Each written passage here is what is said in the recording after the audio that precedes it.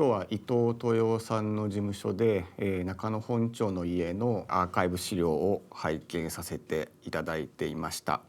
日本の、都市住宅70年代の都市住宅を代表する、伝説的と言ってもいい有名な、住宅作品です。基本的には中庭型のコートハウスなんですが、中庭を囲む、周りの住宅空間がチューブ状に、一室空間であると。でかつ普通だったら、家族の中心的なコミュニティの場所になるはずの中庭が、住宅空間からはかなり閉鎖的に閉ざされているっていうのが、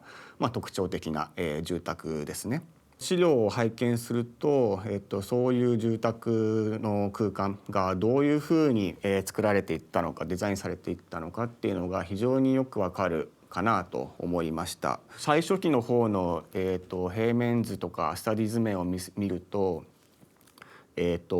かなり、中庭が閉ざされてはいなくって、中庭の空間を貫入するように、住宅空間に貫入するように、窓が設定されていたりとか、あとはチューブの空間それ自体にも、最終的にはかなり抽象度の高い、設計になるんですけど、作り付けの棚があったりしていて、徐々に、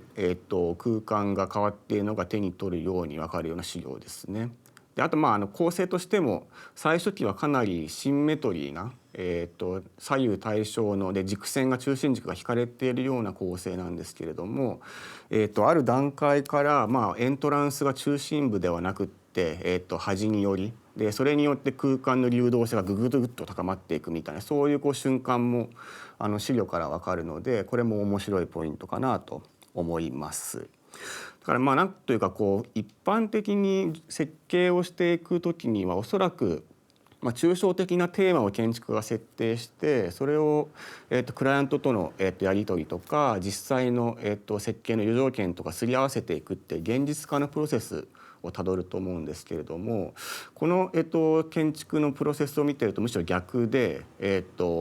最初は結構一般的なコートヤードっぽい中庭との関係性がちゃんとあるとか、そういう構成になっているのが逆にどんどん順化していくっていう、設計のコンセプトが順化していくってプロセスをたどっていて、その辺が非常にユニークというか面白いなというふうに、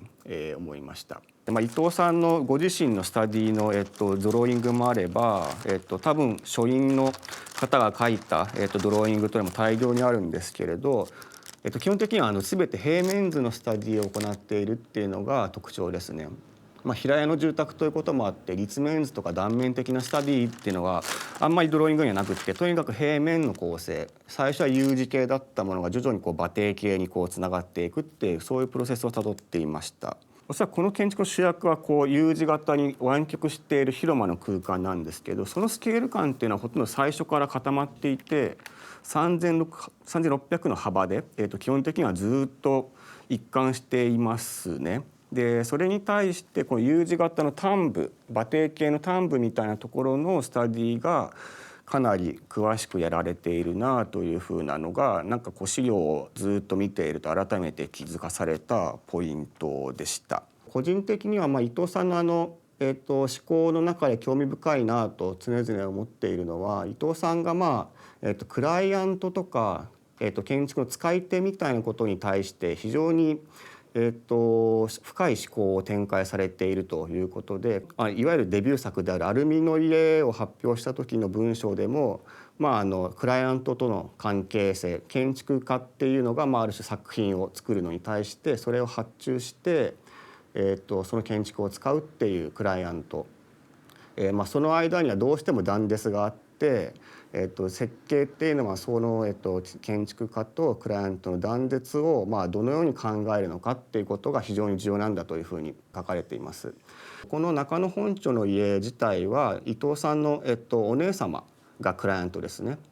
でお姉様がこれは有名な話ですけれど、お姉様が、夫を亡くされて、でその状態で、娘2人で新しく暮らすための家としてこの中野本町は建てられていると。で結果的にだから伊藤さんはそういう状況を非常にクライアントのそういう精神状態とか、新しく生きるというような状態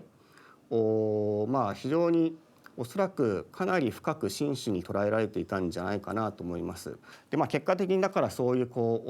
父親を亡くした瞬間を閉じ込めたような、そういう肖像画みたいな、住宅だっていうことも関係してか、1976年に経って、20年ぐらい経った90年代後半には、この住宅は、取り壊されていますね。だからなんというか非常に興味深いというか、建築がある瞬間のクライアントの状態とか要求みたいなものを、そのまま的確に反映した表現した時に、住宅の寿命っていうのは実は、そういうものとは無関係に立っている時よりも短くなる可能性もある。中野本町の家が作られた1970年代の日本建築っていうのは非常にある意味では過剰なほどに実験性がある住宅建築を特に若手建築家、伊藤豊さんもそうですし安藤忠雄さんとか、石山治さんとかが作られていた時代だったわけですね。なので中野本町の絵もある種そういうふうに建築家の自由な想像力実験性が爆発的に展開された住宅というふうに言えるとは思うんですが、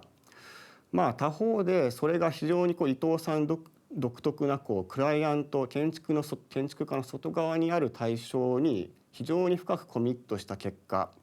の作品ということも言えて、あくまでも建築家とその外側にいる他者との関係の中で生まれた建築であると。でだからこそ、20年という、建築にとってはそんなに長くない時間が経った後に壊されてしまったというふうな人生も送っていて、そういうふうに考えると、この70年代の、日本の都市住宅という時代の中での異質さ、特殊さみたいなものが非常によくわかるんじゃないかなと思います。